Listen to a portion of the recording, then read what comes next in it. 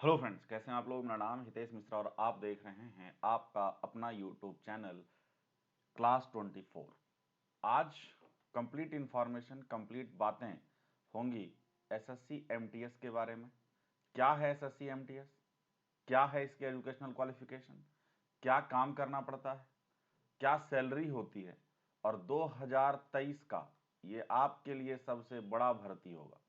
तो आप सब लास्ट तक बने रहिएगा और चीज़ों को देखते रहिएगा। मेरी 2 क्लास डेली होती है, एक 9:15 पर, एक 12 बजे, तो ये जरूर देखा करें। अगर हम बात करें सबसे पहले कि जो एसएससी एमटीएस के लिए अप्लाई कर पाएंगे उनका क्वालिफिकेशन क्या होना चाहिए, तो मात्र मैट्रिक। जी हाँ दोस्तों, मात्र अगर आप मैट्रिक हैं, मतलब आप अगर 10वीं पास या इक्विवेलेंट हैं, तो आप इस फॉर्म को अप्लाई कर सकते हैं। आप इस फॉर्म को अप्लाई कर सकते हैं। इसके अलावा इसकी बात हम करें कि कितने दिनों के अंदर अंदर ये जॉब हो जाएगा, इसके बारे में थोड़ा सा मैं पिछले वाले एमटीएस की तरफ ले जाता हूं। ये देखिए कि 21/3 तक ये भराया गया फॉर्म 2021 में, और इसका जो date of tier 2 examination descriptive था ये 21/11 था। मतलब 8 महीने के अंदर अंदर इसका जो है लगभग लगभग सारा एग्जाम करवा लिया गया।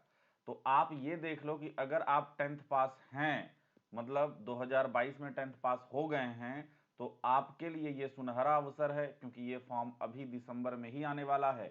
और पूरी जानकारी हम इसके बारे में आपको बताते हैं।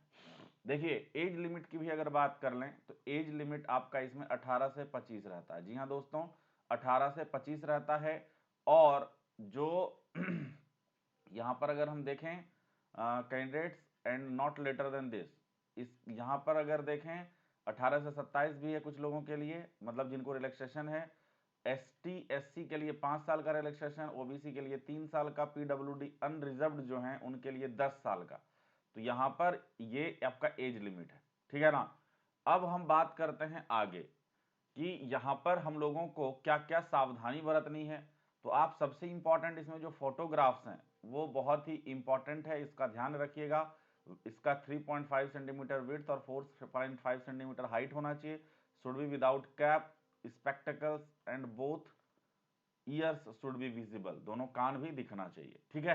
जब इसका नोटिफिकेशन आएगा तो वो हम अभी और करवाएंगे। एप्लीकेशन फी की बात करें तो ये मात्र आपका 100 रुपया लगता है, ये अनरिजर्व्ड कैटेगरी के लिए और ओबीसी के लिए। इसके अलावा विमेन जो हैं और एससी एसटी कैंडिडेट जो हैं, पीडब्ल्यूडी कैंडिडेट, एक्स सर्विसमैन जो हैं, उनको एग्जम्प्ट किया जाता है। इसका मतलब उनका कोई भी फीस नहीं लगता है। महिलाओं को, एससी एसटी कैंडिडेट को, एक्स सर्विसमैन को कोई भी फीस इसमें नहीं लगता है। 1 रुपया इसमें आपको नहीं देना पड़ता है, ठीक है। और आगे बढ़िए, आपका जो एग्जाम होगा, जो अभी तक का सिलेबस था, इस बार जब आएगा तो देखते हैं यही रहता है या कुछ चेंजेस, या बहुत ज़्यादा चेंजेस तो नहीं होगा। तो इसमें जनरल इंग्लिश 25/25, इसमें इंटेलिजेंस और रीजनिंग 25/25, मतलब आपका नंबर ऑफ क्वेश्चन भी 25 है, मार्क्स भी 25 है। मैथ्स में भी 25 क्वेश्चन 25 मार्क्स, जनरल अवेयरनेस में भी 25 क्वेश्चन 25 मार्क्स। तो इस तरीके से जो है आपका मतलब कंप्यूटर बेस्ड एग्जामिनेशन होगा। पेपर 1 जो है वो ऑब्जेक्टिव टाइप होगा, मल्टीपल चॉइस क्वेश्चंस होंगे, एंड वहाँ पर दोनों ही लैंग्वेज में होगा, इंग्लिश और हिंदी, ठीक है। और यहाँ पर अगर हम देखें there will be negative marking, 0.25 का नेगेटिव मार्किंग भी है। Marks scored by candidate in paper 1 computer based examination if conducted in multiple shift will be normalised. बहुत ज़्यादा शिफ्टों में जैसे बच्चों ने फॉर्म भर दिया, तो अगर बहुत ज़्यादा शिफ्टों में हुआ तो नॉर्मलाइजेशन होगा, उसमें आपको फ़ायदा ही होता है, नंबर बढ़ता है। अब इसके अलावा पेपर 2 भी होता है इसका, जिसमें शॉर्ट ऐसे लिखना पड़ता है आपको, लेटर लिखना पड़ता है इंग्लिश में या एनी लैंग्वेज जो भी 8th शेड्यूल ऑफ कॉन्स्टिट्यूशन है उसके अनुसार। 50 नंबर का ये होगा। 30 मिनट आपको समय मिलेगा और 40 मिनट उन बच्चों को मिलेगा जो एलिजिबल हैं फॉर स्क्राइब एज पर पारा 8.1 और 8.2। पेपर 2 जो होगा उसको आप पेन पेपर के थ्रू लिखेंगे, है ना। और इंग्लिश या एनी लैंग्वेज जो 8वीं अनुसूची में है। पेपर 2 जो है will be only for qualifying nature and is intended to test elementary language skills in view of categorisation of the post as group C and in view of job requirements. However, मतलब ये जो है आपका mainly आपका qualifying होता है कि देख लिया जाए कि आप उतना कुछ छोटी छोटी चीजें लिख पढ़ सकते हैं कि नहीं, ठीक है। बाकी ये पेपर 2 के बारे में और भी चीजें बताई गई हैं। आपको ये बताया गया है कि आपका जो सिग्नेचर है वो ब्लड नहीं होना चाहिए, ठीक है। आपका इलिजिबल फोटोग्राफ नहीं होना चाहिए। और request of change and correction in any particular in any application form one submitted will not be entertained. इसलिए भरने के पहले आप जितना भी चीज है, जितनी भी बार है, 10 बार 15 बार मैच करा के तभी फाइनल सबमिट मारें। इसके अलावा सबसे इंपॉर्टेंट बात है कि कहां कहां हम लोगों को जॉब करना पड़ता है, ठीक है। तो प्रिंसिपल कंट्रोलर ऑफ डिफेंस, इसके अलावा science and technology Nai Delhi, wireless monitoring organisation ministry of corporation में, department of telecommunication new Delhi. इसके अलावा और कौन सा है डिपार्टमेंट वो देख लेते हैं, कंट्रोलर जनरल, ठीक है, of communication account department of telecommunication. इधर और आ जाओ, staff selection commission NWR Chandigarh, custom excise and service tax applicable deputy chief labour commissioner के यहाँ, directorate of states office of the assistant state manager Chandigarh, external affair science ये तो बता ही दिया, labour bureau Chandigarh, ठीक है, डिप्टी चीफ लेबर कमिश्नर इनके यहाँ, ठीक है। इन सारे जगहों पर आपका पोस्टिंग मिलता है। तो मेनली पोस्टिंग आपको इन सारे जगहों पर मिलेगा। और आप यहाँ पर ये देखिए कि सैलरी की अगर बात करें तो लगभग 18,000 से 22,000 तक मिलता है आपको शुरुआती में, स्टार्टिंग में।